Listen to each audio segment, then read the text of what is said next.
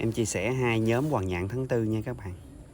Đây là hai cây nè, 3, 4,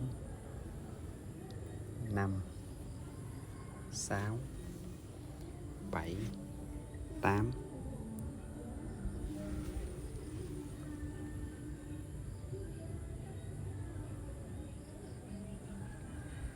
Nhóm thứ hai nè, 2 cây nè, 4 cây nè, 6 cây nè, 8, 9 cây nè.